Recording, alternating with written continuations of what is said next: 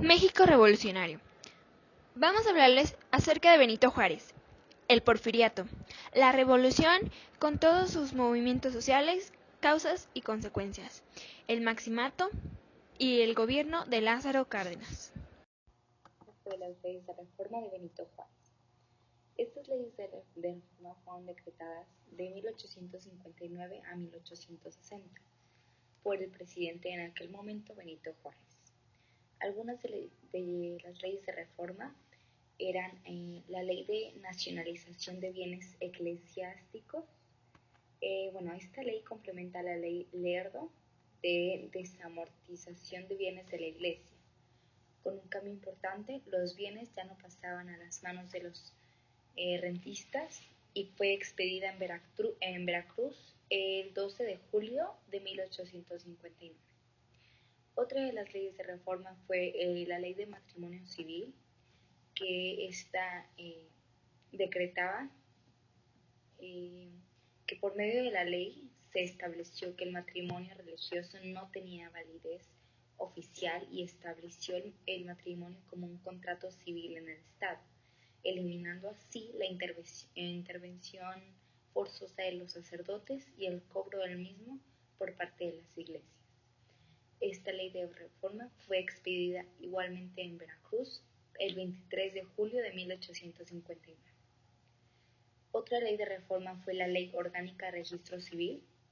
Esta ley decretaba que las personas, el registro del estado civil de las personas quedaba a cargo de empleados del gobierno y no de la iglesia. Se declararon los nacimientos y defunciones como un contrato civil con el Estado y fue expedida en Veracruz el 28 de julio de 1859. Otra ley fue el decreto de la secularización de cementerios. Esta declaró el cese de toda intervención del clero en cementerios y camposantos. Fue dada a conocer en Veracruz el 31 de julio de 1859. Otra fue el decreto suspensión de festividades religiosas.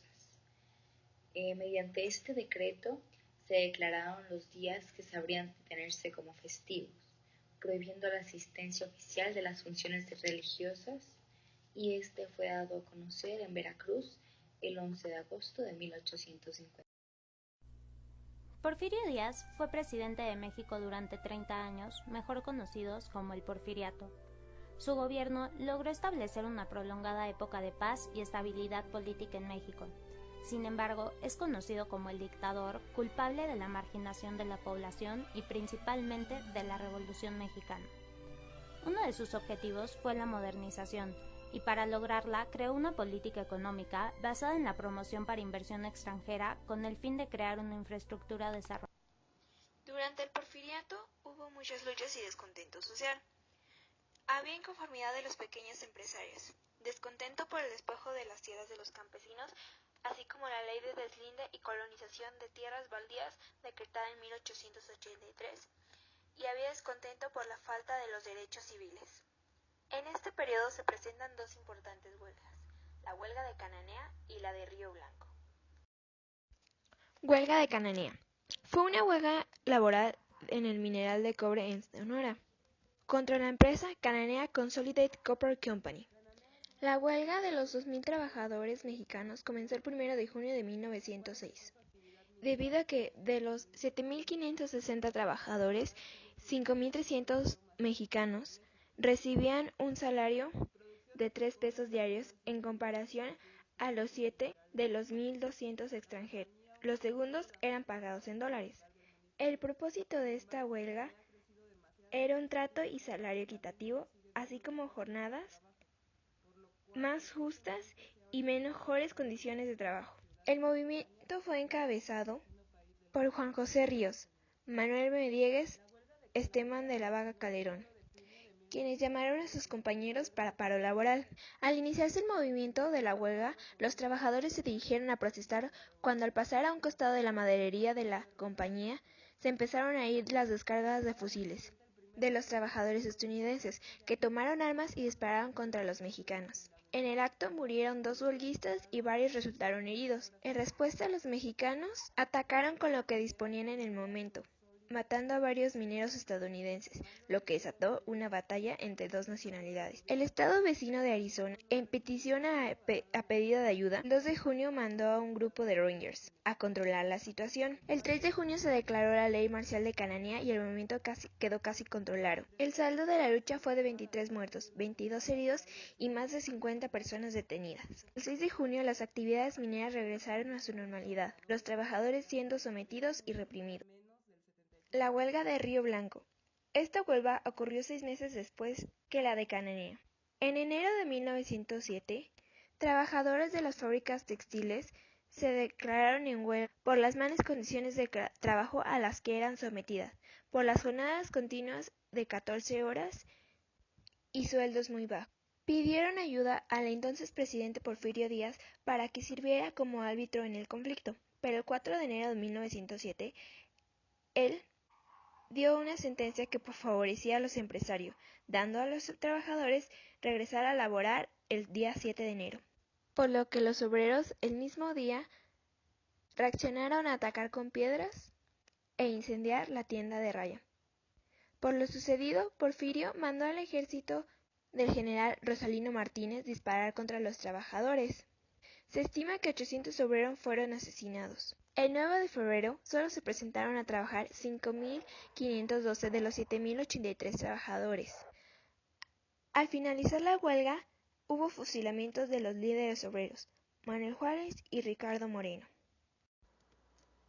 Pancho Villa fue uno de los jefes de la Revolución Mexicana, cuya actuación militar fue decisiva para la derrota del régimen del entonces presidente Victoriano Huerta.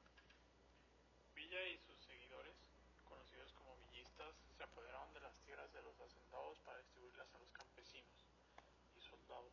Se apoderó de trenes y, como varios generales revolucionarios, usó el dinero fiduciario impreso para su propia campaña. Mientras Zapata tanto fue uno de los líderes militares y campesinos más importantes de la Revolución Mexicana y un símbolo de la resistencia campesina en México, como parte del movimiento revolucionario estuvo al mando del Ejército Liberador del Sur, también conocido como el Caudillo del Sur o el Átila del Sur. Ideologó el impulso las luchas sociales y demandas agrarias, así como la justicia social, libertad, igualdad, democracia social, propiedad comunal de las tierras y el respeto a las comunidades indígenas, campesinas y obreras de México, víctimas de la oligarquía y latifundismo, los hacendados de Porfirio. El Plan de Ayala, escrito por Emiliano Zapata y Otilio Montaño, firmado el 25 de noviembre de 1912. El Plan de Ayala fue proclamado en Ayala, Morelos, el 28 de noviembre del mismo año.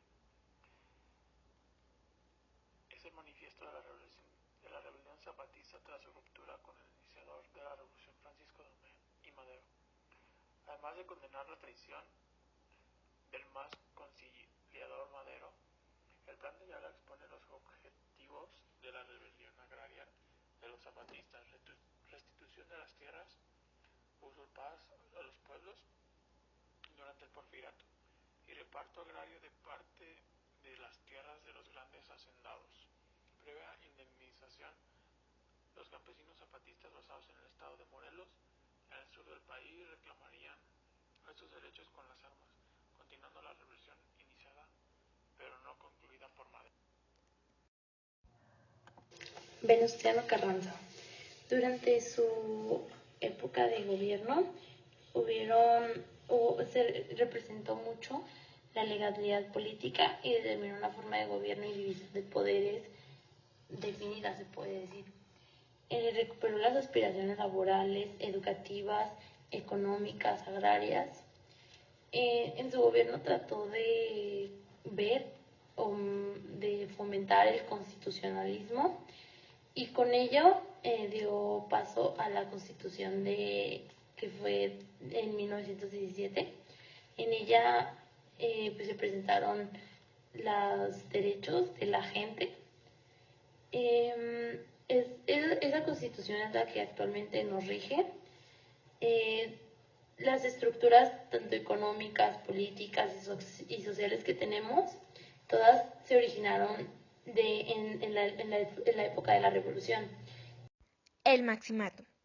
El Maximato es una etapa de la historia de México entre 1928 a 1934, donde cambios políticos y confrontaciones conllevaron que el periodo de 6 años ocupara 3 presidencias distintas, entre ellos el licenciado Emilio Portes Gil, Pascual Ortiz Rubio y Abelardo L. Rodríguez. En el Maximato, Plutarco Elías Calles, el jefe máximo, controlaba los hilos de la política mexicana, gracias a la enorme influencia en la vida pública y política del país. Por el sobrenombre, jefe máximo, se conocía a este periodo con el nombre que tiene. Calles gobernó México de 1924 a 1928 y en el término de su presidencia siguió teniendo influencias en las decisiones políticas del país. El 4 de marzo de 1929, en la Ciudad de México, nació el Partido Nacional Revolucionario, PNR, propuesto por Calles, para que como institución política acabara con el caudillismo y llevara a México a una etapa de democracia. Después del asesinato de Álvaro Obregón, ganaron las elecciones el 1 de julio de 1928 y con el presidente interino Emilio Portes Gil, candidato propuesto por Calles, se puede decir que la etapa del Maximato estaba formalmente establecida. Portes Gil gobernó hasta 1930, influenciado, aunque no del todo, por Calles, y en su periodo fue cuando el PNR fue fundado. El partido político mencionado, controlando la vida política de México, llama a elecciones presidenciales el 17 de noviembre de 1929, ganando Pascual Ortiz Rubio, que de igual manera tenía influencia de Calles. Ortiz Rubio renunció a la presidencia el 2 de septiembre de 1932, debido a que sentía que no podía gobernar libremente.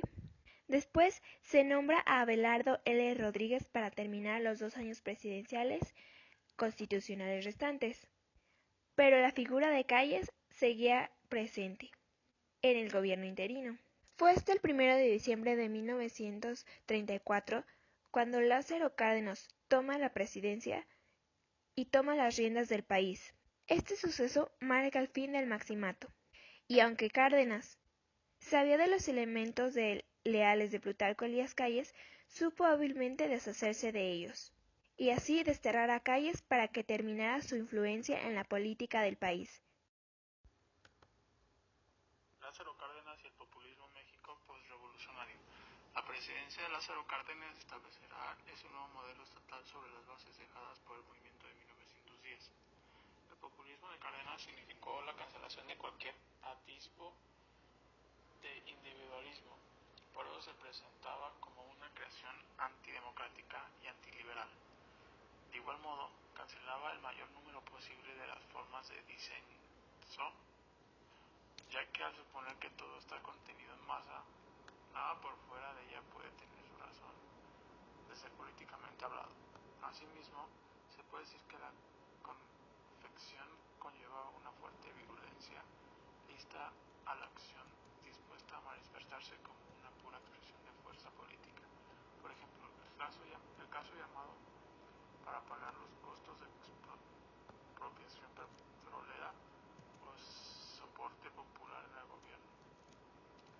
Por último, se le confiere a la masa del cáncer de sujeto político, pero sin autonomía borrado el enorme lastre que llevaría en décadas siguientes sociedades mexicanas hacia el letargo y la heteronomía, o dicho un lenguaje próximo a la vorágine de aquel tiempo, hacia el corporativismo. El populismo de Cárdenas realmente buscaba mantener el orden establecido. Lo anterior se logró a través de la homogenización del territorio y la población